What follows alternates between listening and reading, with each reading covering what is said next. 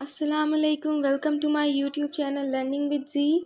आज का हमारा जो लेसन है जो इस वीडियो में हम लोग डिस्कस करेंगे वो हमारा लेसन नंबर 8 से स्टार्ट हो रहा है। आई होप कि आपको प्रीवियस लेक्चर सारे समझ में आ रहे होंगे और आप उसको लाइक भी कर रहे होंगे, शेयर भी कर रहे होंगे।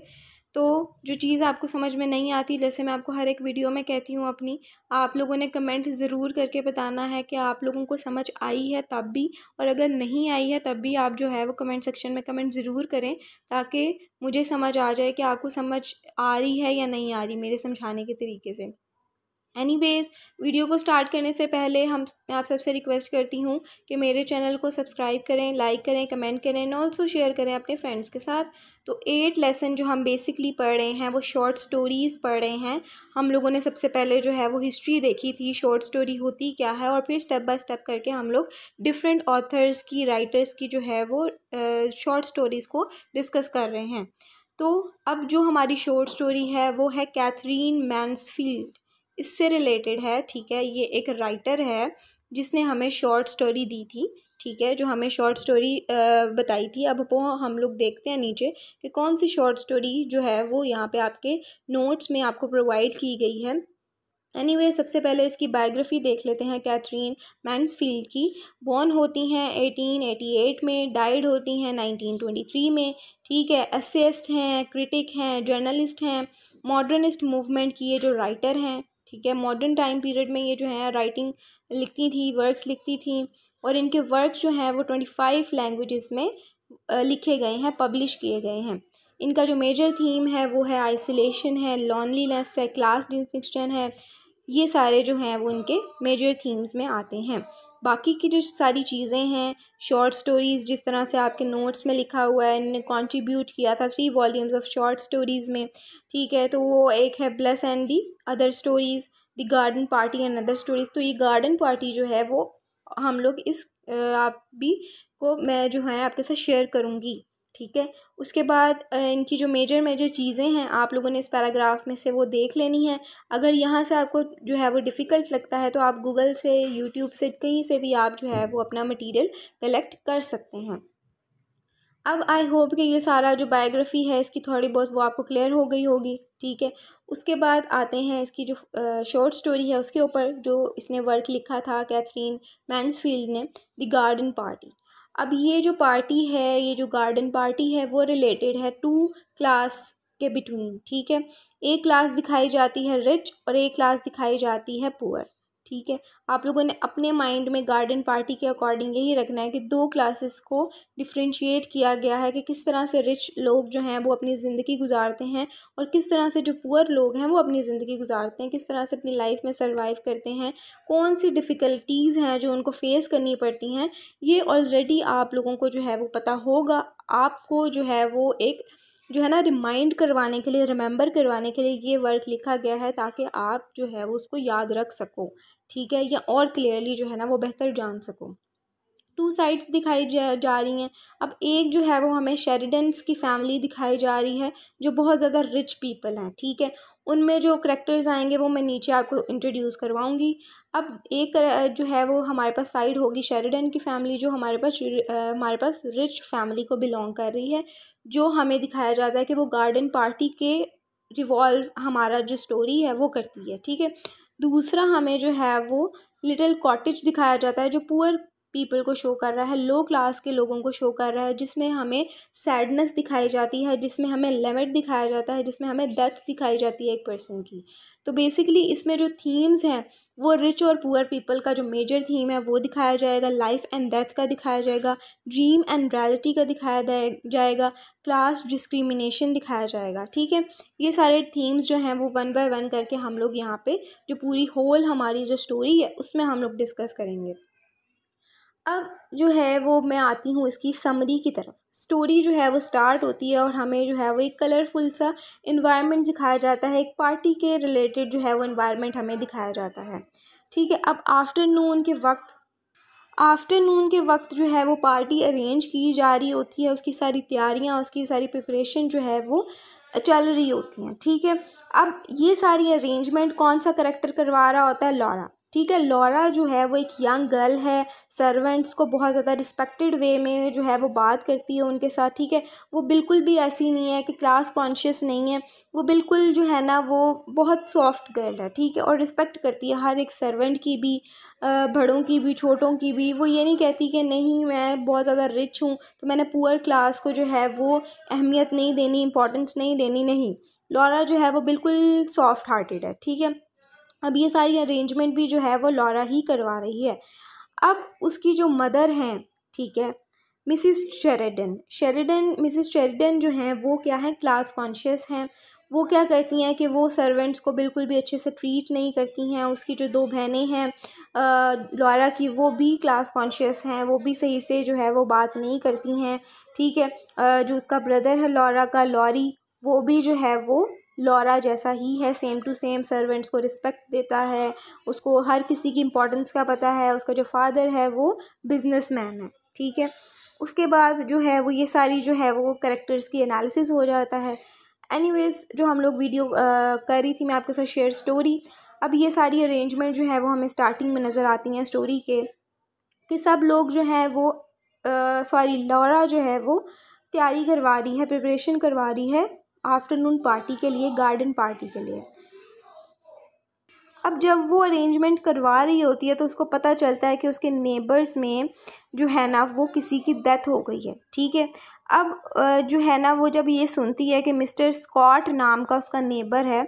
अब मिस्टर स्कॉट जो है वो बेसिकली जो पुअर क्लास से बिलोंग करता है, ठीक है। उसको दिखाया गया है कि जैसे मैंने आपको बताया था, एक लिटिल कॉटेज दिखाया गया है जहाँ पे किसी पर्सन की डेथ हो चुकी है, और वो वहाँ पे जो है ना वो सैडनेस का माहौल है, एनवायरनमेंट है और लेमेट का माहौल है, ठीक है। तो वही जो मिस्टर स्कॉट है, उसको न्यूज़ मिलती है कि मिस्टर स्कॉट की डेथ हो गई है उसके नेबर की। तो क्या करती है वो, जब वो सोचती है कि जी हमें ये पार्टी जो है वो कैंसिल करवा देनी चाहिए, लेकिन जो उसकी सिस्टर है जोस, अब जैसे मैंने आपको बताया कि दो जो लॉरा की सिस्टर्स हैं वो बिल्कुल भी जो है ना वो रिस्पेक्ट नहीं देती हैं सर्वेंट्स को, बल्कि वो क्लास कॉन्शियस हैं, ठीक है। तो ये जो है उसकी सिस्टर जॉस, वो उसको कहती है कि जी पार्टी आपने कैंसिल नहीं करनी, पार्टी अपनी जगह पे रहेगी।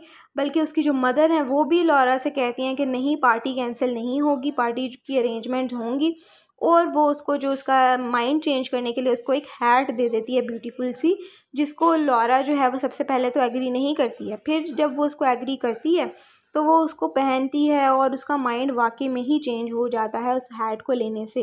वो कैसे, कि वो अपने आप को जब मिरर में उस हैट को पहनते देखती है तो वो अपनी ब्यूटी के जो है ना वो उसमें गुम हो जाती है, ठीक है।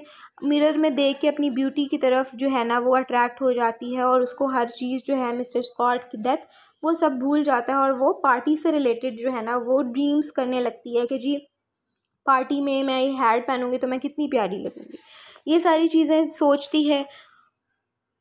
अब इसमें हमें जो है ना बेसिकली जो कैथरीन मैन्सफील्ड हैं, जो राइटर है इस स्टोरी की, वो हमें स्ट्रीम ऑफ कॉन्शियसनेस का टेक्निक यूज़ कर रही हैं इसमें।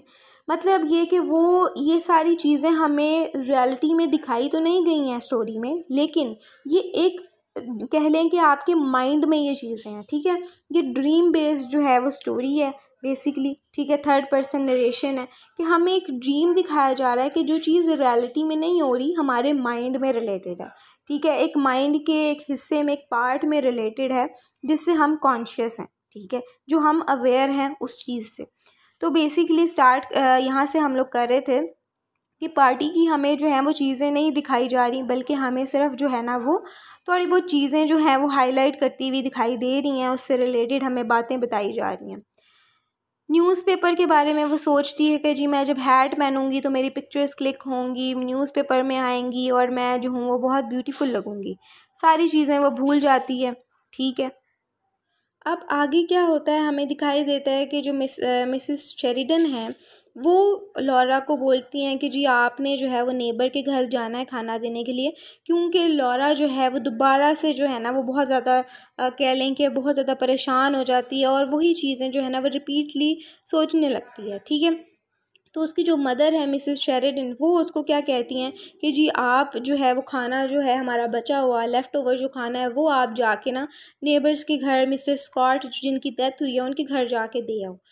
अब पहले तो लॉरा जो है वो एग्री नहीं करती कि हम क्यों अपना बचा हुआ खाना उनके घर दें, दिस और दैट, लेकिन फिर जो है वो एग्री कर जाती है। और उसकी जो मदर है मिसेस शेरिडन, वो उसको क्या कहती हैं कि जी आपने अपना ड्रेस जो पहना हुआ है पार्टी के लिए वही आपने पहन के जो नेबर के घर जाना है। जब वो घर से बाहर निकलती है तो वो बहुत सारे बच्चों को जो है वो खेलता हुआ देखती है।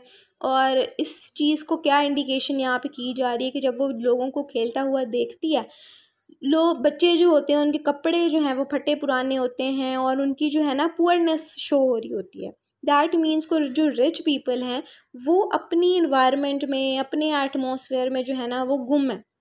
उनको बाहर की दुनिया की परवाह नहीं है, उनको बाहर की दुनिया जो है ना वो याद नहीं है, बल्कि वो अपनी पार्टीज़ अटेंड कर रहे हैं। लेकिन जो बाहर की दुनिया है वो क्या है, वो पुअर है, ठीक है। लोग जो हैं वो पुअर हैं, उनके बच्चे जो हैं वो उनके लिए, उनके पास खाने के पैसे नहीं हैं या खाना खाने का सामान नहीं है। तो इस चीज़ को जो है ना वो हाईलाइट किया गया है, जिस तरह से मैंने आपको थीम बताया था रिच एंड पुअर क्लास का, ठीक है। तो यहाँ पे आप उस चीज़ को जो है ना एग्जाम्पल के तौर पे फिट कर सकते हो कि रिच पीपल जो है वो अपनी ही दुनिया में खोए हुए हैं और जो पुअर पीपल हैं वो लिमिट है, सैडनेस है उनके फेस पे, तो उनके जो है ना उनको पास खाने पीने का भी सामान नहीं है। अब जब वो मिस्टर स्कॉट के घर में पहुंचती है, यानी कि विडोज जो मिस्टर स्कॉट की वाइफ हैं, तो वो एक विडो है, तो वो विडो के हाउस में जब पहुंचती है तो हर तरफ जो है ना वो डिप्रेशन है, ठीक है। हर कोई उसको जो है ना वो अजीब तरह से देख रहा है क्योंकि उसकी ड्रेसिंग ऐसी है, क्योंकि जो है वो उसकी फेस ऐसा है, इसी वजह से हर कोई जो है वो उसको डिप्रेशन की तरह से देख रहा है, ठीक है। अनकंफर्टेबल फील करती है क्योंकि उसका ड्रेस उसको अनकंफर्टेबल कर रहा है, ठीक है। तो जब वो मिलती है सबसे, तो उसकी जो विडो की सिस्टर है वो उसको रोकती है कि जी आपने जो है वो डेड बॉडी को देख के जाना है मिस्टर स्कॉट की। लेकिन जो जो लॉरा की मदर है मिसेस शेरिडन, उसने लॉरा को मना किया होता है कि आपने जो है वो डेड बॉडी का फेस नहीं देखना है। एनीवेज वो फिर भी जो है ना वो ना चाहते हुए और ज़ोर ज़बरदस्ती से, या वो इनकार नहीं कर पाती, दैट्स वाई वो जो है वो डेड बॉडी का फेस देख लेती है। फिर एंड में हमें क्या नज़र आता है कि वो जो है वो अपने आप को कंपेयर कर रही है पुअर क्लास के साथ, ठीक है। उन हर अपनी पूरी लाइफ को कंपेयर करती है रिच क्लास के साथ, सॉरी पुअर क्लास के साथ, कि किस तरह से रिच क्लास जो है, रिच लोग जो हैं वो किस तरह से अपनी लाइफ को एंजॉय करते हैं, हर चीज़ अपनी लग्जरी लाइफ जो है वो जी रहे होते हैं। लेकिन जो पुअर क्लास के लोग हैं वो क्या हैं कि वो डिप्रेस्ड हैं, वो सैड हैं, ठीक है। उनके पास कुछ भी नहीं है करने को, ये सारी चीज़ें जो हैं वो फेस कर रहे होते हैं, किस तरह से अपनी लाइफ को जो है वो डिफ़िकल्टीज़ के साथ फेस करते हुए सर्वाइव कर रहे होते हैं। तो बहुत सारी चीज़ें जो हैं वो कर रही होती है। अब जब वो वापस आती है अपने घर में तो उसका जो ब्रदर है लॉरी, वो उससे पूछता है कि जी तुम्हारे फेस के एक्सप्रेशन जो हैं वो इतने अच्छे नहीं हैं, क्या हुआ है तुम्हें, ये वो ना। तो फिर जब वो अपनी फीलिंग्स को जो है वो एक्सप्रेस नहीं कर पाती है अपने भाई के साथ, लेकिन उसका जो भाई है लॉरी, जैसे मैंने आपको बताया था कि वो सेम टू सेम लॉरा जैसा ही है, तो वो जब उसको नहीं बताती है, लेकिन फिर भी जो लॉरी है वो उसकी बात को समझ लेता है उसके बगैर कहे हुए, उसकी फीलिंग्स उसको बता देती हैं कि जी वो क्या फील कर रही है इस टाइम। यहाँ पे जो है वो स्टोरी एंड हो जाती है। तो बेसिकली पूरी स्टोरी आपने देखा होगा, आपने सुना है कि पूरी स्टोरी जो है वो किसके रिवॉल्व अराउंड कर रही है, टू क्लासेस के बिटवीन, एक रिच क्लास और एक पुअर क्लास। पुअर क्लास की आपने हाईलाइट बतानी है, करेक्टरिस्टिक्स बतानी है, फीचर्स बताने हैं, ठीक है, कि रिच क्लास के लोग जो हैं वो किस तरह से होते हैं और पुअर क्लास के लोग जो हैं वो किस तरह से होते हैं। थीम्स मैंने आपको बताया, इनोसेंस आ जाएगा, रिच आ जाएगा, पुअर आ जाएगा, लाइफ एंड डेथ आ जाएगा, ड्रीम एंड रियलिटी आ जाएगा, क्लास डिस्क्रिमिनेशन आ जाएगा। ये सारे जो हैं वो इसके थीम्स हो जाएंगे, ठीक है। कैरेक्टर्स आप लोगों ने जो है वो इसकी स्पेलिंग मिस्टेक्स नहीं करनी है, आपने जो है वो गूगल करके इनके स्पेलिंग देख लेने हैं। बाकी जो आपने टेक्स्ट के अकॉर्डिंग जो है ना वो आपने लिख देना है कुछ ऐसे पॉइंट्स कोटेशंस के तौर पे। नेक्स्ट आते हैं अपनी शॉर्ट स्टोरी की तरफ, मिस ब्रिल। मिस ब्रिल एक स्टोरी है, एक शॉर्ट स्टोरी है जिसमें हमें एक लेडी की स्टोरी दिखाई जाती है। एनीवेज ये वाली जो स्टोरी है वो भी कैथरीन मैन्सफील्ड ने ही लिखी है, और जैसे मैंने आपको पहले बताया है कि जो गार्डन पार्टी है वो स्ट्रीम ऑफ कॉन्शियसनेस की टेक्निक को शो कर रही है, तो इसी तरह से जो मिस ब्रिल है वो भी स्ट्रीम ऑफ कॉन्शियसनेस को ही शो कर रही है। बेसिकली जो कैथरीन मैन्सफील्ड है वो स्ट्रीम ऑफ कॉन्शियसनेस की टेक्निक यूज़ करती हैं अपनी राइटिंग में। अब जो मिस ब्रिल है वो थर्ड पर्सन नरेशन है, और जो गार्डन पार्टी थी वो भी थर्ड पर्सन नरेशन ही है। इसमें हमें एक लेडी दिखाई जाती हैं, एक ओल्ड लेडी दिखाई जाती हैं, जो अपने आप से अपने कोट जो उन्होंने पहना होता है फ़र का, उससे बात करती हुई हमें दिखाई देती हैं, और अपने जो इमोशंस हैं, अपनी जो फीलिंग्स हैं, वो एक इंसान से शेयर करने के बजाय वो अपनी फीलिंग्स को, अपनी इमोशंस को एक कोट के से जो है ना वो एक्सप्रेस कर रही होती हैं। ये चीज़ क्या इंडिकेट करती है कि वो बहुत ज़्यादा अलोन है, उनकी लॉनलीनेस को जो है ना ये चीज़ शो कर रही है। अब वो एक गार्डन में बैठी हैं, वो एक पार्क में बैठी हैं, और वहाँ पे वो हर एक संडे मॉर्निंग को जाया करती हैं, और वहाँ पे बैठ के जो है ना वो अपने कोर्ट से बातें करती हैं, और उनका जो कोर्ट है वो बहुत ज़्यादा उनको ना फेवरेट है उनके लिए, क्योंकि ऐसा कह लो कि उनके पास कोई पर्सन नहीं है। इसी वजह से वो जो है वो अपने कोर्ट से, जिससे वो बहुत ज़्यादा प्यार करती हैं, उससे वो जो है वो शेयर करती हैं अपनी सारी बातें। जो भी चीज़ वो नोटिस करती हैं, जो भी चीज़ वो फील करती हैं, वो उसी कोर्ट से शेयर करती हैं। अब कोर्ट उनका बहुत ज़्यादा फेवरेट है और बहुत ज़्यादा ब्यूटीफुल है। आप गूगल करके इसकी पिक्चर देखना कि कोर्ट किस तरह का लगता है। तो फ़र का ये जो है वो कोर्ट बना हुआ होता है। तो अब वो जो है वो पार्क में बैठी हैं, और वो जो है ना संडे मॉर्निंग में बैठी हैं, और उनकी एक सीट भी फिक्स है, ठीक है, जहाँ पे वो बैठती हैं ना मॉर्निंग में, संडे मॉर्निंग में, वहीं पे वो हमेशा आकर बैठती हैं, और वहीं पे हमेशा उनकी जो है ना वो रूटीन बन गई हुई है एक चीज़ को करने की। उसके बाद क्या होता है कि वो बेंच भी उनका जो है ना वो फिक्स है, ठीक है। वो क्या करती हैं, ओल्ड लोगों को जो है ना वो नोटिस करती हैं, जो भी पार्क में आता है उसको वो नोटिस करती है, चाहे वो यंग हो, चाहे वो सिंगल हो, चाहे वो कपल हो, हर एक पर्सन को जो है वो उस पार्क में नोटिस करती हैं। अब ये सारी जो चीज़ें हैं, नोटिस करना, अकेले बैठना, और मतलब खुद से बातें करना, ये चीज़ जो है वो किस चीज़ को शो करती हुई दिखाई देती है कि वो बहुत ज़्यादा लॉन है, उनके पास कोई भी नहीं है कि वो किसी के साथ ये बातें शेयर कर सकें, ठीक है। उनकी लाइफ का ये पार्ट चल रहा है कि वो बिल्कुल अकेली हैं, उन्होंने अपने आप को आइसोलेट किया हुआ है, ठीक है, कि वो खुद से खुद ही बातें करेंगी। अब क्या होता है कि जी पार्क में हमें दिखाई देता है कि ओल्ड लोग जो हैं वो कुछ आते हैं, ठीक है, और वहाँ पे जो दो कपल हैं वो बैठ जाते हैं, ठीक है, बेंच पे आके, उनके पास ही बेंच पे आके बैठ जाते हैं मिस ब्रिल के। वो जब ओल्ड पीपल को, वो कपल को देखती हैं, तो वहाँ पे ये देखती हैं कि जी वो दोनों आपस में बात नहीं करते हैं। जो कपल आके बैठता है वो सिर्फ बैठता है, और वो आपस में कोई भी बात नहीं कर रहे होते हैं। वो ये सोचती हैं उनको देख के कि जो ओल्ड पर्सन्स होते हैं, जो ओल्ड पीपल होते हैं, उनके पास कोई वर्ड्स नहीं होते हैं, ठीक है, वो अकेले होते हैं, उनके पास कोई होता तो है लेकिन वो किसी से अपनी बातें, अपनी फीलिंग्स को शेयर नहीं करते। उनके पास कोई वर्ड्स नहीं होते कि वो अपनी फीलिंग्स को शेयर कर सकें, वो चुप रहना ही पसंद करते हैं। वो ये चीज़ नोटिस करती हैं। थोड़ी ही देर बाद हम ये देखते हैं कि वहाँ पे जो है वो यंग कपल आकर बैठता है। यंग कपल आकर बैठता है तो वो उसको उस अकॉर्डिंगली जो है वो ऑब्ज़र्व करती हैं। जब वो यंग कपल आकर बैठता है तो वो ये सोचती हैं कि हम हर कोई जो है वो इस लाइफ में आया है एक रोल प्ले करने के लिए। हर कोई जो है वो एक ड्रामा प्ले कर रहा है, ड्रामा परफॉर्म कर रहा है। कोई भी जो है वो रियल नहीं है, ठीक है। हर कोई जो है वो अपना पार्ट प्ले करता है, और फिर उसकी लाइफ का एंड हो जाता है।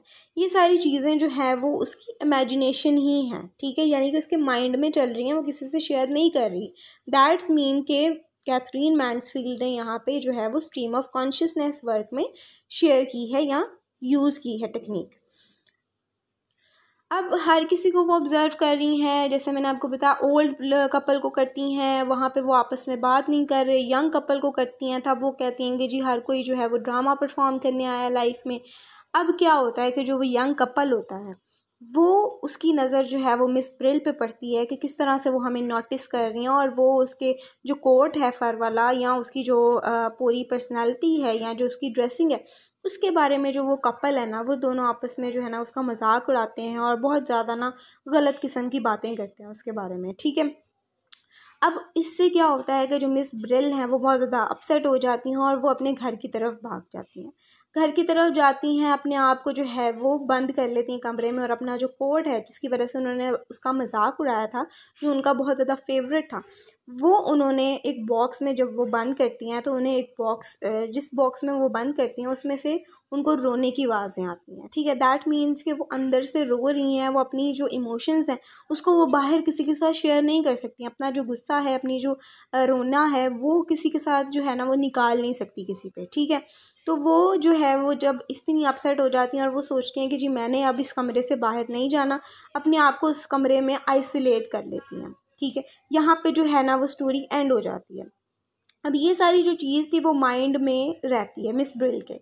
अब मिस ब्रिल दिखाया गया है कि वो जी बहुत ज़्यादा अलोन हैं, उनके माइंड दिल में जो है ना वो बहुत ज़्यादा डिप्रेशन है, वो बहुत ज़्यादा परेशान हैं, उनके पास कोई वर्ड्स नहीं है क्योंकि वो बहुत ज़्यादा बुरी हो गई हैं। ठीक है, जब वो बुरी हो गई हैं तो हर कोई जो है ना वो उनको नोटिस कर रहा है, उनको बुरा भला कह रहा है कि लाइक आपने सुना होगा कि कहा जाता है कि जो ओल्ड इंसान होता है ना वो वेस्ट होता है। ठीक है, उसको कोई भी जो है वो अच्छे से ट्रीट नहीं कर रहा होता, एक उसकी बीमारी की वजह से उसको ट्रीट नहीं किया जा रहा होता, एक उसके जो है ना बिहेवियर की वजह से उसको सही से ट्रीट नहीं किया जा रहा होता।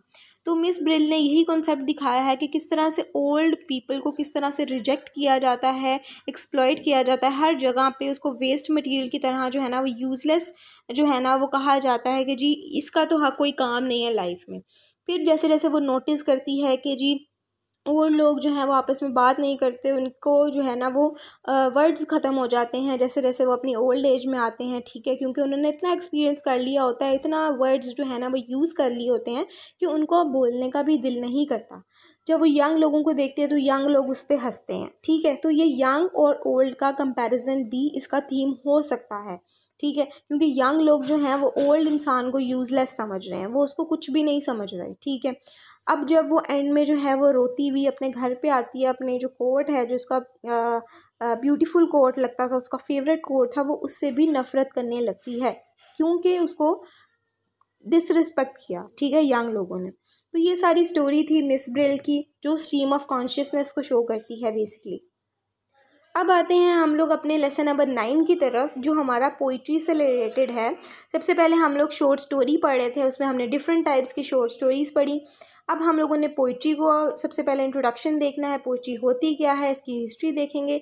उसके बाद हम लोग जो हैं वो पोइट्रीज़ पे आएंगे कि कौन से राइटर ने कौन सी पोइट्री लिखी है। अब इंट्रोडक्शन में सबसे पहले इसकी आउटलाइन देख लेते हैं। इसमें हम सबसे पहले पोइट्री देखेंगे, डेफिनेशन देखेंगे, डिफरेंट पोइट्स ने किस तरह से पोइट्री की डेफिनेशन दी है, हिस्ट्री देखेंगे, एलिमेंट्स देखेंगे पोइट्री के, उसके बाद फॉर्म्स देखेंगे, जॉनरास देखेंगे।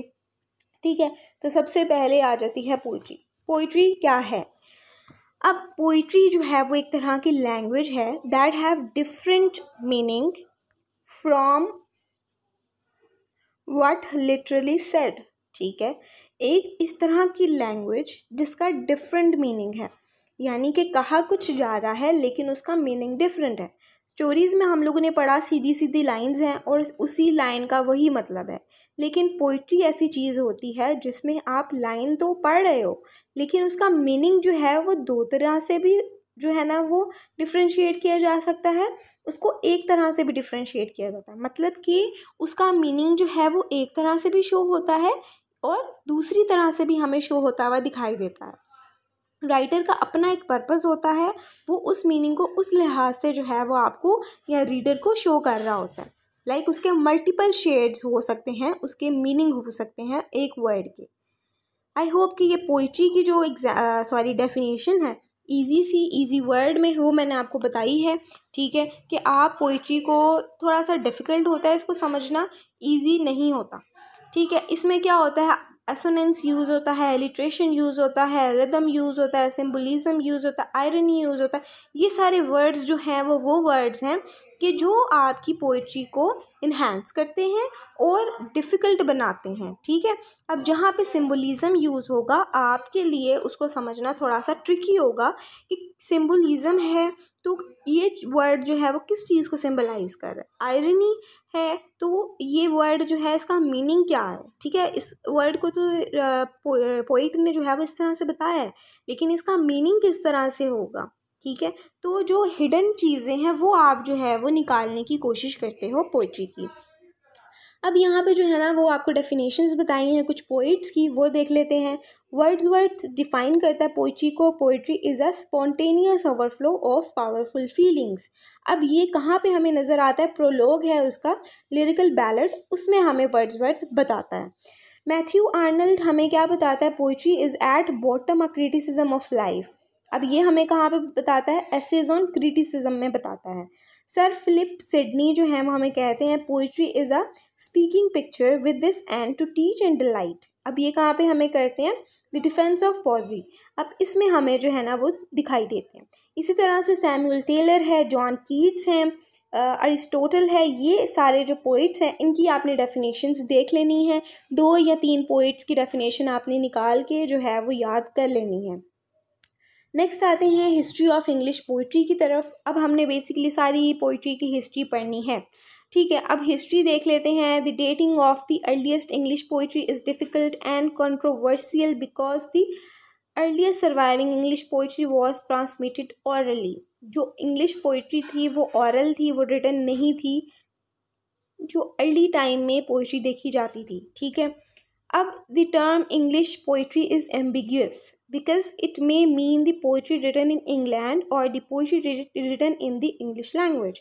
अब जो पोइट्री है, इंग्लिश पोइट्री है, वो एम्बिग्यूअस है, यानी कि वो अनक्लियर है, कंफ्यूजिंग है। क्यों कंफ्यूजिंग है, क्योंकि जो पोइट्री है वो रिटन की गई है इंग्लैंड में और रिटन की गई है इंग्लिश लैंग्वेज में। The earliest Anglo Saxon poetry was composed in 17th century. Earliest जो एंग्लो, सबसे पहले पीरियड हमें एंग्लो सेक्सन पीरियड ही नज़र आता है, तो अर्लीस्ट पीरियड जो है वो एंग्लो सेक्सन पीरियड हुआ। एंग्लो सेक्सन की जो पोइट्री थी वो 17th सेंचुरी में हमें देखने को मिलती है। दो सेकेंड पीरियड था वो Norman, Anglo Norman conquest period था जो इंग्लैंड में स्टार्ट हुआ था, ठीक है। अब and French became the language of high culture, courts, parliament and aristocracy.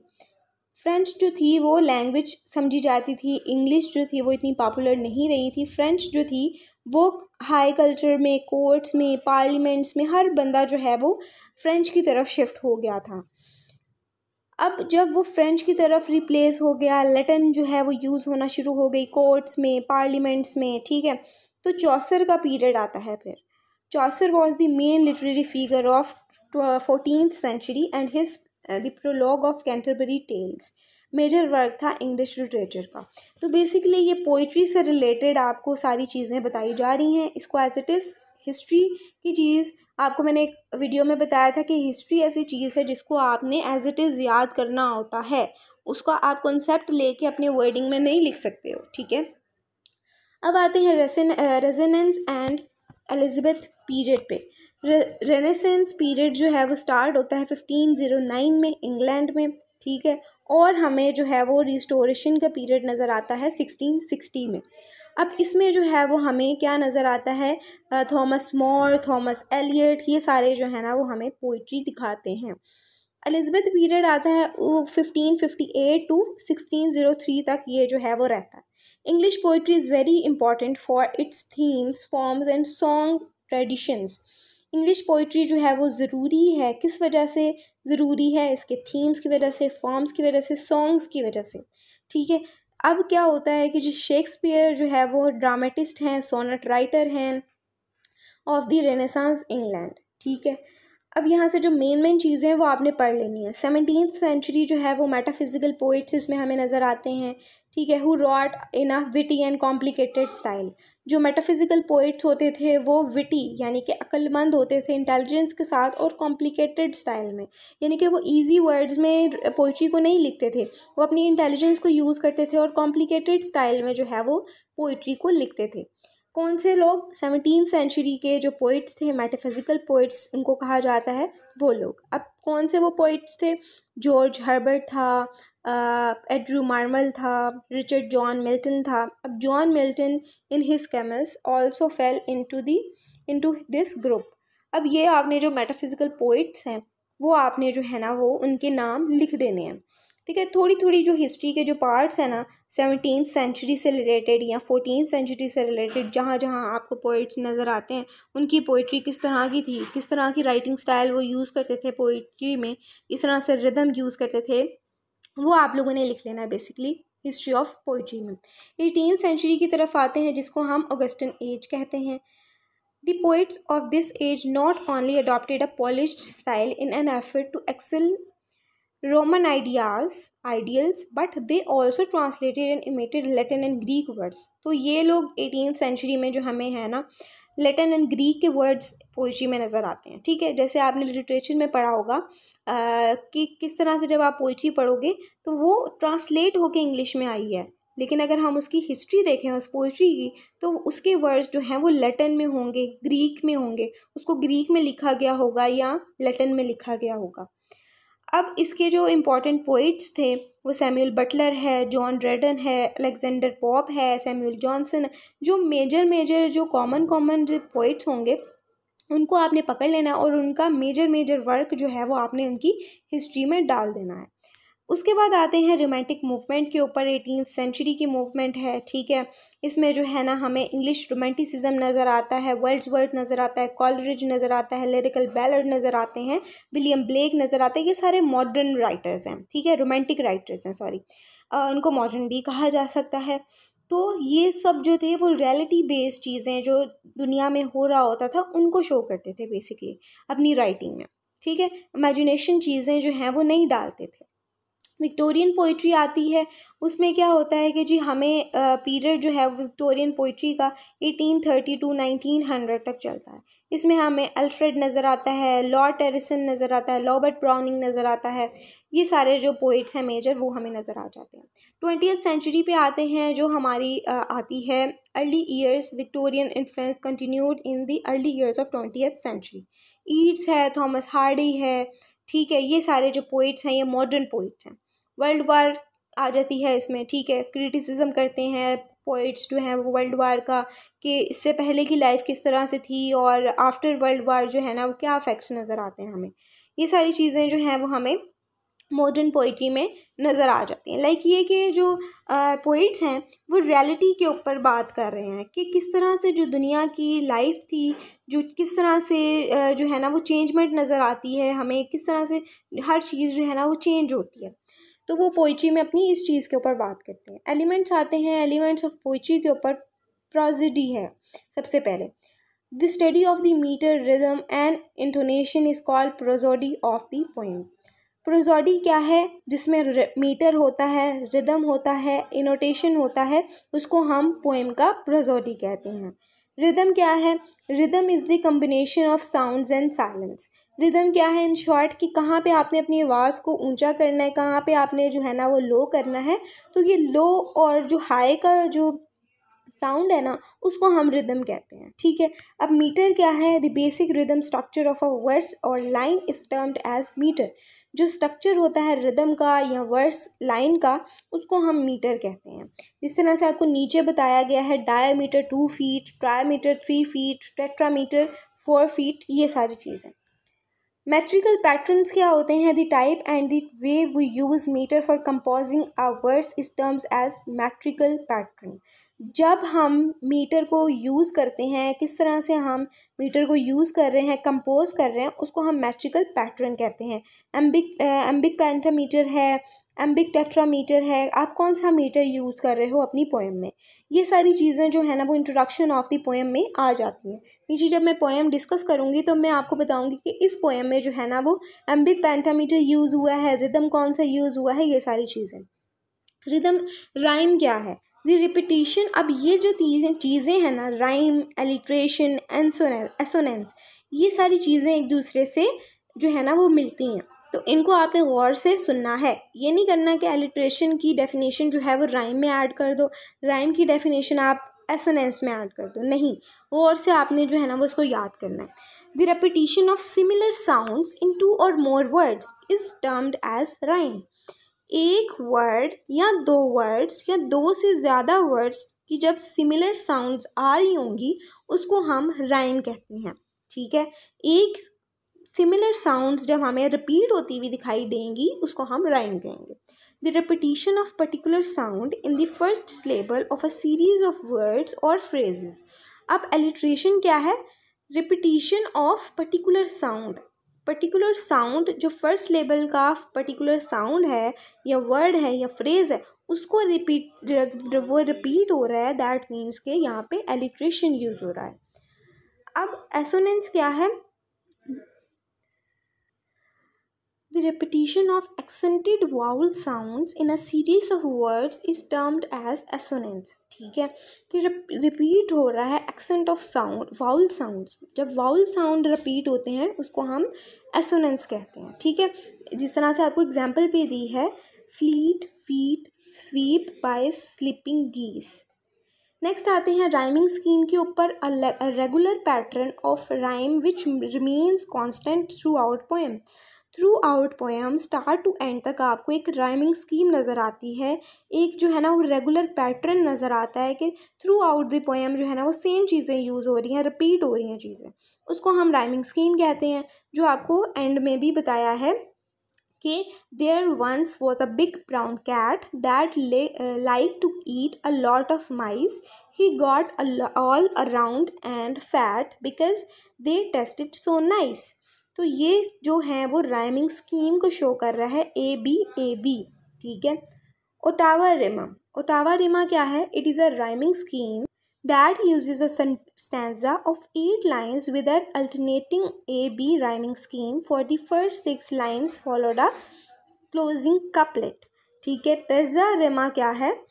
Dante's Divine Comedy is written in terza rima scheme where each stanza has 3 lines with the first and the third rhyming and the second line rhymes with the first and the third line of the next stanza। तो ये आपको आगे भी बताया हुआ है कि किस तरह से इसकी चेन चलती हुई दिखाई देती है हमें। इसके फॉर्म्स की तरफ आते हैं। Poetry is written in line. ठीक है, लाइंस में लिखी होती है पोइट्री, पैराग्राफ में नहीं लिखी होती। स्टेंजाज होते हैं, कांटोज होते हैं। These compositions are called poetic forms. Lines और स्टेंजाज। ठीक है, लाइन जब हम लाइंस लिखते हैं, ठीक है, जब हमने एक लाइन लिखी, दूसरी लाइन लिखी, थर्ड लाइन लिखी, फोर्थ लाइन लिखी, 5 लाइन लिखी, तो हमने एक स्टेंजा बना दिया। ठीक है, और उस स्टेंजा का हमने नाम रख दिया।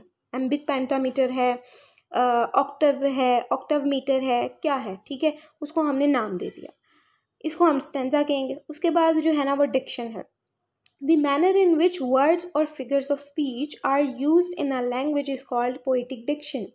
किस तरह से हम वर्ड्स और फिगर ऑफ स्पीच को यूज़ करते हैं लैंग्वेज में, उसको हम डिक्शन कहते हैं।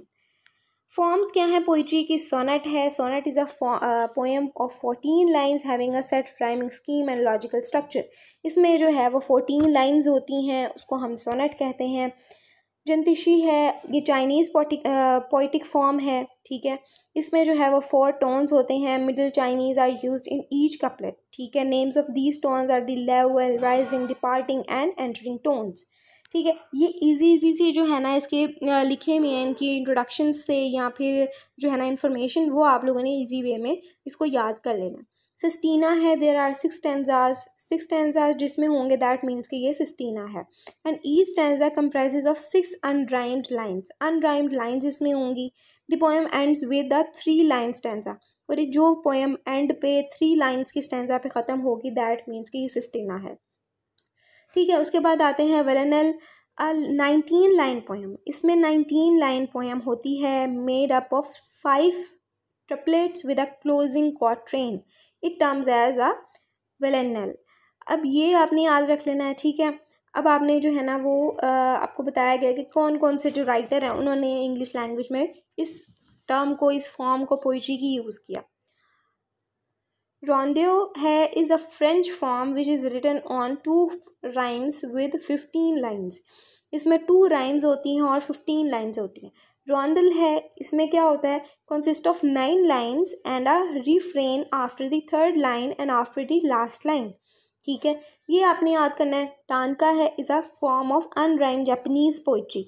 अब साथ आपको बताया भी हुआ है कि ये रोंडो है वो फ्रेंच वर्ड है। ठीक है, ये जो है टानका है वो जापानीज़ वर्ड है। ठीक है, जापानीज़ के लोग इसको अपनी पोइट्री में यूज़ करेंगे जब वो जापानीज़ पोइट्री लिख रहे होंगे। जिस तरह से मैंने आपको बताया कि पहले वक्त में जो है वो बाकी लैंग्वेजेस में भी पोइट्री लिखी जाती थी और उसको ट्रांसलेट करके आपको जो है वो इंग्लिश में दिखाया जा रहा है। हाइको है, haiku is formed of unrhymed Japanese poetry, ये भी जापानीज़ है। रुबाए है, ये जो है वो प्रैक्टिस करती है अराबियन की, पर्शियन की एंड उर्दू पोइट्स की। इसमें 5 लाइन वर्स होता है, ठीक है। सैजो है, वो है क्या, शॉर्ट म्यूजिकल लिरिक प्रैक्टिस्ड है कोरियन पोइट। अब ये कोरियन से रिलेटेड है, चाइना से रिलेटेड है। इसमें 3 लाइन्स होती हैं, 14 to 16 सिलेबल्स होते हैं। टोटल जो है वो 44 और 46 सिलेबल्स हो जाते हैं। ऑड है, ऑड क्या है, अब ये बेसिकली वो चीज़ें हैं जो हमारे यहाँ पे यूज़ नहीं होती हैं, ठीक है। सीजो हो गया, रुबाई हो गया, हाइको हो गया, जो भी मैंने जापानीज़ है, अराबियन है, फ्रेंच है, ये सारी चीज़ें जो हैं वो आपके टाइम में यूज़ नहीं होती। तो इसको सिर्फ आपने थोड़ा बहुत कंसेप्ट ले लेना है। आई डोंट थिंक सो कि ये आपको पेपर में आ सकता है। अब जो है ना ऑड, ऑड क्या है, a poem written for an occasion or on a particular subject. ये किसी ओकेजन पे जो है ना वो लिखी गई होती है या फिर पर्टिकुलर सब्जेक्ट पे लिखी गई होती है, ठीक है, उसको हम ऑड कहते हैं। अब ऑड की डेवलपमेंट कब होती है, एंशियंट ग्रीक में लैटिन के पोइट्स इसको यूज़ करते हैं, ठीक है। आपने ये याद रखना है कि जो ऑड है वो किसी पर्टिकुलर जो है ना वो ओकेजन पे लिखी जा रही है या पर्टिकुलर सब्जेक्ट पे लिखी जा रही है। गज़ल क्या है, एज़ यू ऑल नो कि गज़ल क्या होती है, जिसमें हम जो है वो 5 to 15 राइमिंग कपलेट्स यूज़ करते हैं। और आपने जो है वो बहुत सारे राइटर्स की गज़ल्स पढ़ी होंगी, ठीक है। पर्शियन पोइट्स जो सबसे फेमस है और सबसे जो है ना वो अच्छा है वो रूमी, ठीक है। रूमी की आप पोइट्री और गज़लें जो है वो पढ़ सकते हो ताकि आपको जो है वो आइडिया हो जाए पोइट्री का। Genres of poetry. A genre is a tradition or classification of poetry which is based on the subject matter, style और other broader literary characteristics of poetry. genre क्या, इसमें हमारे जो हैं वो मैटर आ जाते हैं, स्टाइल आ जाते हैं, पोइट्री की करेक्टरिस्टिक्स आ जाती हैं, टाइप्स आ जाती हैं, ब्रांचेस आ जाती हैं, ये सारी चीज़ें कि किस genre में कौन सी पोइट्री जो है वो यूज़ हो रही है। नैरेटिव पोइट्री कौन सी है, जो हमें स्टोरी के बारे में बताई जाती है कि एक पोइट्री इस तरह से लिखी जाती है, नरेट की जाती है, जिसमें हमें एक स्टोरी मिल जाती है। नेक्स्ट आते हैं एपिक पोइट्री। एपिक पोइट्री क्या है, इसको जो है वो लॉन्ग पोएम कहा जाता है। क्यों लॉन्ग पोएम कहा जाता है, ये लेंथी नैरेटिव पोएम होती है, ठीक है। इसमें बहुत ज़्यादा डिटेल में हमें जो है ना वो एक स्टोरी सुनाई जा रही होती है और हमें जो है ना वो पोइट जो है वो अपने इमोशंस और फीलिंग्स को जो है ना वो शेयर कर रहा होता है बेसिकली। ड्रामेटिक पोइट्री क्या होती है, इसमें जो है it is a drama, drama की फॉर्म में हमें एक ड्रामा सुनाया जा रहा होता है as a in the form of poetry. Satirical poetry क्या कौन सी होती है, इसमें हमें जो है ना वो स्टाइल्स यूज़ हो रहे होते हैं, एक चीज़ को फ़नी वे में, ह्यूमरस वे में जो है ना वो एक्सप्रेस किया जा रहा होता है, उसको जो है ना क्रिटिसाइज़ किया जा रहा होता है। लिरिक पोइट्री क्या है, लिरिकल फॉर्म्स में पोइट्री लिखी जाना, इसको हम लिरिक पोइट्री कहेंगे। इसमें हमें कौन सा मिलेगा, टी.एस. एलियट मिल जाएंगे, एस.टी. जॉन मिल जाएंगे, ये फेमस जो पोइट्स हैं वो हमें मिल जाएंगे। एलेजी है, एलेजी में क्या होता है, is a मॉर्नफुल melancholy poem. Elegy में हमें जो है ना वो लेमेट मिलता है बेसिकली, किसी की डेड बॉडी से रिलेटेड, कोई इंसान मर जाता है उससे रिलेटेड, या हमने जो है वो वन डे जो है हमारा हिसाब किताब होना है, क़यामत के दिन को जो है ना वो इंट्रोड्यूस किया होगा या उसके बारे में पोइट ने बताया होगा, ये सारी चीज़ें जो हैं वो लेमेट में एलेजी में आ जाएंगी, जो मॉर्नफुल होंगी, लेमेट होंगी उसको, ठीक है। उसके बाद आते हैं प्रोज पोइट्री। प्रोज पोइट्री में क्या होती है कि बोथ प्रोज एंड पोइट्री दोनों चीज़ें के एट्रीब्यूट्स जो होते हैं, सही है। उसके बाद यहाँ पे आपने बता देना है कि ऑस्कर वाइल्ड है, टी.एस. एलियट है, जो मेन मेजर हैं वो आपने उनका नाम लिख देने हैं उन पोइट्स के। यहाँ पे एक्टिविटी की जब आपने करनी है तो आपने इनके आंसर ज़रूर देने हैं, इन जो क्वेश्चंस हैं उनके आंसर आपने ज़रूर देने की कोशिश करनी है ताकि आपको समझ आ जाए कि आपको कितना पता चला है। लेसन नंबर 10 की तरफ आते हैं। William black. विलियम ब्लेक का जो टाइम पीरियड था वो 1757 से 1827 तक है। विलियम ब्लेक जो है वो one of the prolific English poet हैं। Largely unknown during his lifetime, Blake is now regarded as an influential figure in the history of English poetry. यानी कि इम्पॉर्टेंट राइटर हैं, इम्पॉर्टेंट पोइट हैं William Blake, ठीक है। अब first पे जो ये इनकी पोइट्री है वो लंदन से रिलेटेड है, ठीक है। सबसे पहला वर्क जो इनका यहाँ पे पढ़ेंगे हम लोग वो लंदन है। अब यहाँ पे मैं आपको वर्ड टू वर्ड तो एनालिसिस करके नहीं बताऊंगी, लेकिन मैं एक ओवरऑल सा कंसेप्ट आपके साथ, ओवरऑल सी समरी आपके साथ जो है ना वो शेयर करूँगी, ठीक है, कि किस तरह से विलियम ब्लेक जो है वो अपनी राइटिंग स्टाइल को करते हैं। अब सबसे पहले जो मैंने आपको बताया था कि जब मैं आपको पोइट्री बताऊंगी, पढ़ूंगी, तो मैं आपको जो है वो सारी इसकी राइमिंग स्कीम कौन सी है और सारी चीज़ें जो स्ट्रक्चर है वो आपको बताऊंगी। तो इस जो पोएम है वो 16 लाइंस की पोएम है। इसमें 4 क्वार्ट्रेन्स हैं, यानी कि 4 क्वार्ट्रेन करके 4 स्टेंजा करके एक स्टेंजा को कंप्लीट किया गया है। 4 लाइंस हों तो 4 लाइंस हैं तो ये इट्स मीन कि वो एक स्टेंजा है, ठीक है। तो 4 क्वार्ट्रेन्स हैं इसमें, ठीक है, और 16 लाइन की ये टोटल पोएम है। राइमिंग स्कीम इसका ए बी है। अब बेसिकली इसमें राइटर हमें जो है वो लंदन से के बारे में बता रहा है कि लंदन में क्या कुछ लोग जो हैं वो करते हुए दिखाई देते हैं, किस तरह से वो जो है ना वो अपनी परेशानी फेस कर रहे हैं। हर कोई जो है ना वो परेशान है, ठीक है, और हर कोई जो है ना वो हमें ये सारी चीज़ें सर्वाइव करता हुआ दिखाई दे रहा है। अब बेसिकली ये जो है वो इंडस्ट्रियल रेवोल्यूशन के बाद, आफ्टर इंडस्ट्रियल रेवोल्यूशन के बाद ये हमें ये जो पोइट्री है लंदन वो हमें दिखाई देती है। इसी वजह से इसमें जो है इंडस्ट्रियल रेवोल्यूशन का बहुत सारे इफ़ेक्ट्स नज़र आते हैं। जब इंडस्ट्रियल रेवोल्यूशन हुई थी उस टाइम में बहुत सारी चेंजमेंट आ गई थी लोगों की लाइफ में। इसी वजह से लोग जो हैं वो बड़े परेशान हैं, डिप्रेस्ड हैं। लोगों के पास नौकरी नहीं है करने के लिए, कुछ भी नहीं है काम करने के लिए। लोग जो हैं वो छोटा मोटा काम करके अपनी लाइफ को स्पेंड कर रहे होते हैं बेसिकली। अब इसमें क्या हमें दिखाया जाता है कि जॉब जो है वो हर किसी के पास भी नहीं है, ठीक है। लोग जो हैं उनके फेसेस से नज़र आ रहा है कि उनके फेस पे जो है ना वो मार्क है। यहाँ पे देखें ना, ये लाइन है marks of weakness, marks of boy. That means कि उनके फेस पे मार्क है। मार्क किस चीज़ का? वीकनेस का, कि वो बहुत ज़्यादा डिप्रेस हैं, ठीक है। मार्क्स इस चीज़ को हाईलाइट कर रहा है कि वो बहुत ज़्यादा डिप्रेशन में है। अब वो लोग जो हैं वो अपनी परेशानी को देख रहे हैं। अब बेसिकली जो है ना राइटर विलियम ब्लेक वो क्या करता है कि जो लंदन की स्ट्रीट है उसमें वो जो है ना वो घूम रहा है, और वो थीम्स का जो रिवर है उसके पास जाके वो पहुंचता है। वहाँ पे जब बैठता है तो वो डिफरेंट फेसेस को देखता है, डिफरेंट फेसेस को मिलता है, और फेसेस पे क्या है? वीकनेस है, वॉय है, डिप्रेशन है, यानी कि ठीक है। हर बंदा जो है वो रो रहा है, चाहे वो इन्फेंट हो, चाहे वो छोटा बच्चा है, चाहे वो बड़ा है। हर कोई जो है ना वो अपनी डिफ़िकल्टीज़, अपनी प्रॉब्लम्स में फंसा हुआ है, ठीक है। हर कोई जो है ना वो हमें रोता हुआ ही दिखाई दे रहा है, ठीक है। अब इसमें जो विलियम ब्लेक है वो हमें गवर्नमेंट की भी बात करते हुए दिखाई दे रहा है कि किस तरह से गवर्नमेंट है वो भी जो है ना वो लोगों पे ध्यान नहीं दे रही है, उनके मसले जो है वो सॉल्व नहीं कर रही, उनके प्रॉब्लम्स को सॉल्व नहीं कर रही, बल्कि वो अपनी ही दुनिया में जो है ना वो गुम है, अपनी ही दुनिया को एंजॉय कर रहे हैं।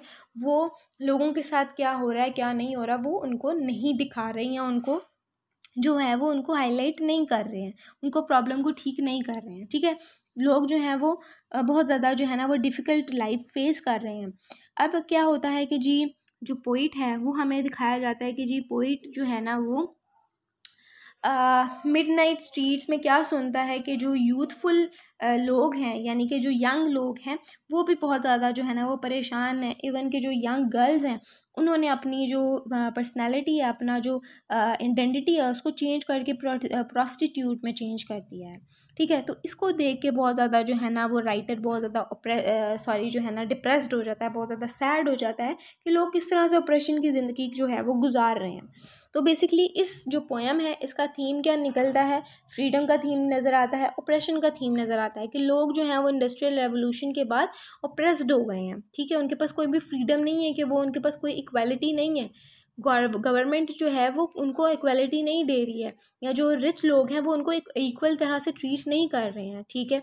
तो ये सारी चीज़ें जो है वो हमें नज़र आ जाती हैं इसकी पोइट्री में। कमेंट्री आप लोगों ने देख लेनी, आपको और क्लियर हो जाएगा। नेक्स्ट आ जाते हैं अपनी पोएम की तरफ। A poison tree. Poison tree क्या है उससे रिलेटेड अब हम लोग पढ़ेंगे। पॉइजन ट्री भी 16 लाइंस की पोएम है। इसमें 4 क्वार्ट्रेन्स हैं। राइमिंग स्कीम इसका AABB है। इसमें जो है वो हमें एंगर के बारे में बताया गया है। बेसिकली जो पॉइजन ट्री है एंड में हमें नज़र आएगा कि ये जो है वो ट्री का जो एप्पल है या उसका जो फल है ट्री पे, वो खा के एक इंसान जो है वो मर जाएगा। तो इसमें हमें स्टोरी क्या दिखाई जाती है कि एक एंगर को दिखाया जाता है कि एंगर जो है वो हम अगर किसी के साथ शो कर दें या हम अपना एंगर जो है वो किसी को एक्सप्रेस कर दें तो हमारी जो बात है वो क्लियर हो सकती है, एज़ कम्पेयर टू अगर हम अपना एंगर जो है वो अपने अंदर ही रखें तो एक नेचुरल सी चीज़ है, ठीक है। जो आप सबको पता होगा कि आप जब अपना एंगर जो है वो किसी के साथ शेयर नहीं करते हो तो वो आपके अंदर रह जाता है और वो आहिस्ता आहिस्ता करके इतना बढ़ जाता है कि वो नफ़रत बन जाती है किसी के लिए, ठीक है। और वो जब वो नफ़रत बन जाती है तो वो फिर जो है ना वो ख़त्म नहीं होता कभी भी, बल्कि वो बढ़ता जाता है और वो बहुत ज़्यादा जो है ना वो इंसेन हो जाता है, ठीक है। तो ये सारी चीज़ें जो हैं वो इस पॉइज़न ट्री में हमें इस पोएम में नज़र आएंगी, जो विलियम ब्लेक हमें जो है ना वो यूज़ करते हुए दिखाई देते हैं कि किस तरह से वो ना एक पोएम के थ्रू हमें बताना चाह रहे हैं एक चीज़ को, एक एंगर की चीज़ को हमें जो है ना वो हाईलाइट कर रहे हैं। अब फर्स्ट पे देखो कि इंसान जो स्पीकर है वो क्या कर रहा है, यानी कि विलियम ब्लेक जो है वो क्या कहते हैं कि आई was angry with my friend, कि मैं जो हूँ एंग्री हूँ अपने दोस्त से। जब मैंने उसको बताया कि मैं एंग्री हूँ तुमसे तो मेरी जो उससे लड़ाई थी वो ख़त्म हो गई, वो सॉल्व हो गई, ठीक है।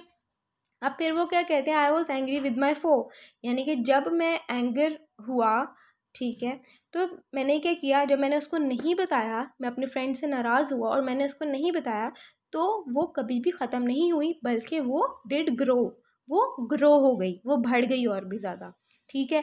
अब वो क्या कहते हैं कि जब हम फर्स्ट लाइन में ही, फर्स्ट क्वार्ट्रेन्स में ही, 4 क्वार्ट्रेन्स में ही हमें ये सारी जो एंगर की चीज़ें हैं वो हमें नज़र आ जाती हैं, ठीक है।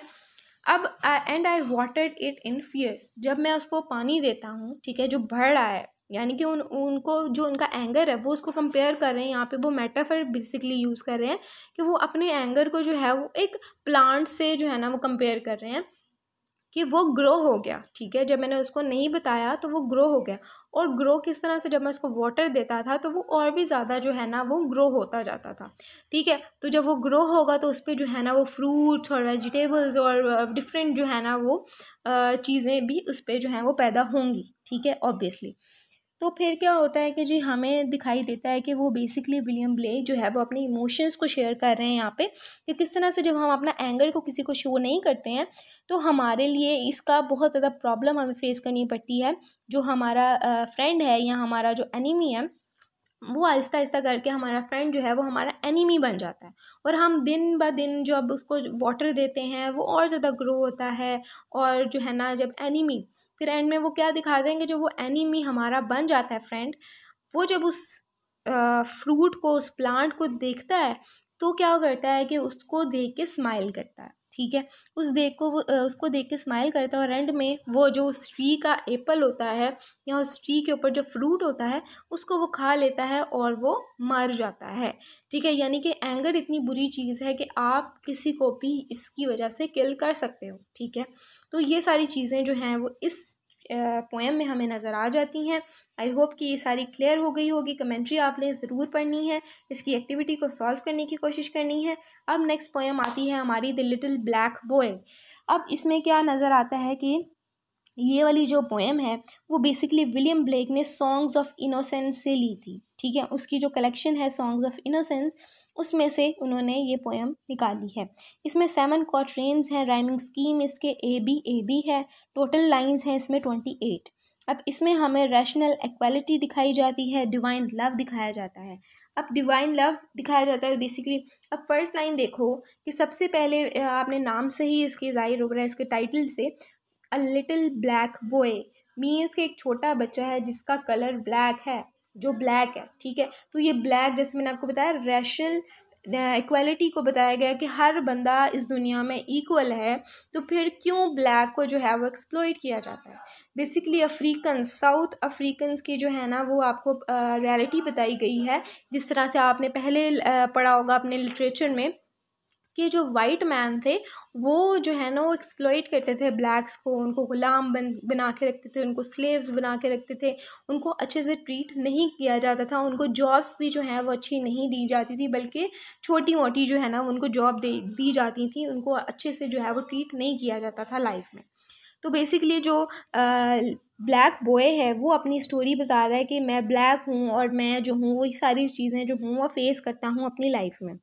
अब मदर जो है उसने पैदा किया है एक सॉदर्न वाइल्ड यानी कि ब्लैक बॉय को, ठीक है। अब ब्लैक बॉय है तो वो क्या कर रहा है, खुद को कम समझ रहा है वाइट मैन से कि मैं हूँ ब्लैक, तो मैं जो हूँ ना वो दूसरों से कम हूँ, ठीक है। अब क्या होता है कि जो मदर है उसकी, वो उसको बताती है इस पोएम में कि जी हम लोग जो ब्लैक हैं, ऐसा नहीं है कि हमारे पास कुछ भी नहीं है, वाइट मैन के पास ही हर चीज़ है, हर फैसिलिटी है, नहीं। गॉड जो है वो अपनी लाइट, अपनी जो लाइट है वो हमें पूरी दुनिया को देता है, चाहे वो ब्लैक हो चाहे वो वाइट हो, हर किसी को जो है ना वो गॉड की तरफ से लाइट मिलती है। गॉड कभी भी किसी के साथ जो है ना वो रेशियल इक्वलिटी का बिहेव नहीं करता, ठीक है, वो हर किसी को इक्वल ही समझता है।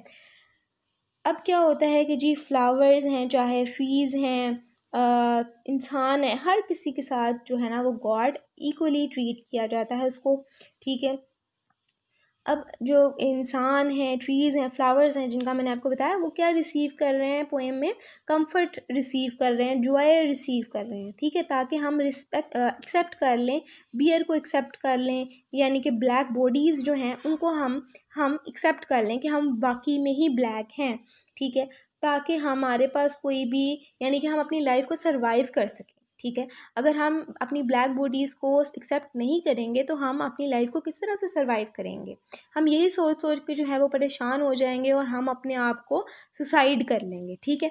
तो उसकी मदर उसको यही चीज़ बताती हैं कि जी गॉड जो है वो हर किसी को लाइट देता है, हर किसी को जो है ना वो कंफर्ट और जॉय देता है, चाहे वो ट्रीज़ हों, चाहे वो फ्लावर्स हों, चाहे वो इंसान हों, चाहे वो नॉन ह्यूमंस हों, सब लोगों को जो है ना वो देता है। और हमें चाहिए कि हम एक्सेप्ट करें उसकी अपनी ब्लैक बॉडीज़ को, अपने सन बर्न फेसेस को, ठीक है, ताकि हम सर्वाइव कर सकें। क्योंकि हमारा जो दिल है, चाहे हमारा फेस जो है वो ब्लैक है, लेकिन हम जो हैं वो दिल के साफ हैं, साइलेंट हैं, ठीक है, हम किसी को जो है वो बुरा भला नहीं कहते हैं। तो वो अपनी जो है ना वो अच्छी बातें भी बताती है और बुरी बातें भी हाईलाइट करती है, ठीक है, अपने बेटे को समझाने के लिए।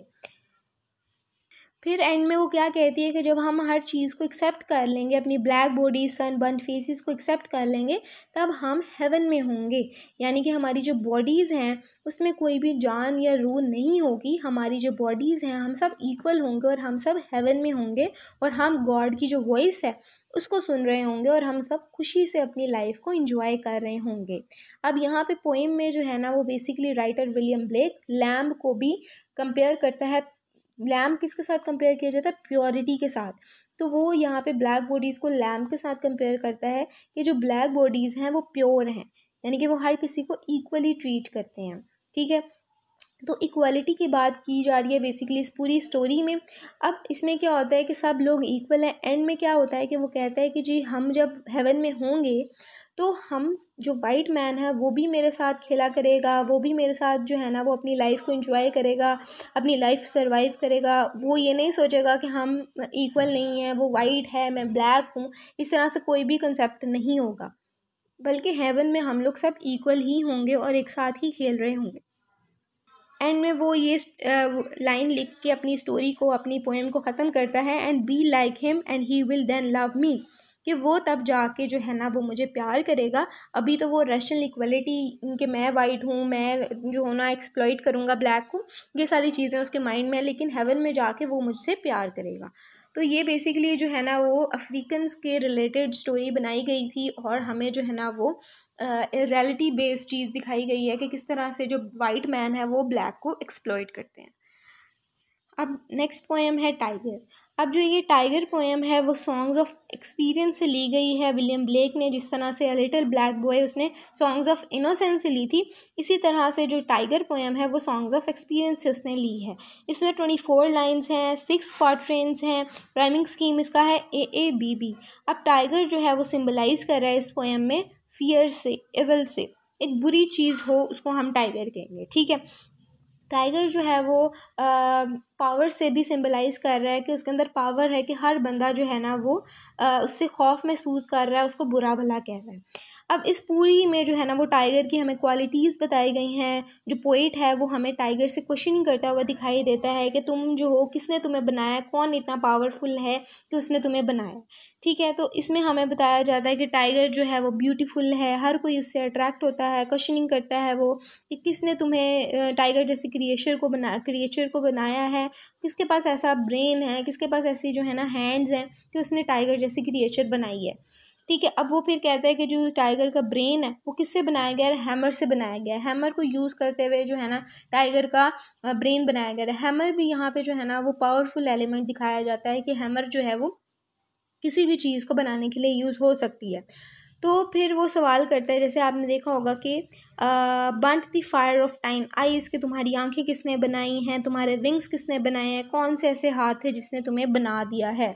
तो वो क्या कर रहा है कि जिस तरह से लैम्ब है वो क्या है, इनोसेंट है। ठीक है, कि वो बिल्कुल भी पावरफुल नहीं है। तो यहाँ पे लैम्ब का भी जो है ना वो एलिमेंट नज़र आता है कि लैम्ब जो है वो नहीं है इतना पावरफुल, और टाइगर जो है वो पावरफुल है। तो यहाँ पे पोइट हमें ये दिखाई देता है, कहता है कि जी लैम्ब, जिसने लैम्ब को बनाया, क्या तुम्हें भी उसी ने बनाया? क्योंकि लैम्ब जो है वो इतना पावरफुल नहीं है। क्या वही इंसान तुम्हें बनाने वाला है जिसने लैम्ब को बनाया है? क्योंकि तुम तो बहुत पावरफुल हो, लैम्ब इतना पावरफुल नहीं है। ठीक है, अब स्टार्टिंग में हमें क्या नज़र आता है कि tiger burning bright in the forest of the night, कि नाइट में भी तुम एक चमकता हुआ चीज़ नज़र आ रहे हो, एक चमकती हुई चीज़ नज़र आ रहे हो। व्हाट मॉर्टल इमॉर्टल हैंड्स, कौन सी ऐसे हैंड्स और आए हैं जिसने तुम्हें बनाया है। तो इसमें हमें जो है ना पोइट की फियरफुल चीज़ भी नज़र आ रही है कि वो डर भी रहा है टाइगर की पावर को देखकर, और उसकी क्वेश्चनिंग भी कर रहा है कि किसने तुम्हें जो है ना, टाइगर से सवाल कर रहा है कि किसने तुम्हें बनाया, कौन सा ऐसा इंसान है जिसको जो तुम्हें बना सकता है, क्योंकि तुम इतने पावरफुल हो। ठीक है, तो यहाँ पे जो है ना एंड भी वो इसी चीज़ पे करता है कि tiger burning bright in the forest of night, what immortal hands or eye dare frame the fearful symmetry. तो यहाँ पे ही हमारी जो पोइम है वो एंड हो जाती है। आई होप कि ये लेसन नंबर 10 तक, 7 to 10 तक आज हम लोगों ने लेसन्स डिस्कस किए हैं। आप लोगों को मैंने अच्छे से क्लियर किया होगा। जो चीज़ आपको नहीं समझ आती आप कमेंट सेक्शन में ज़रूर कमेंट करके बताना मुझे। आज के लिए इतना ही, मिलते हैं अपनी नेक्स्ट वीडियो में इंशाल्लाह। अल्लाह हाफ़िज़।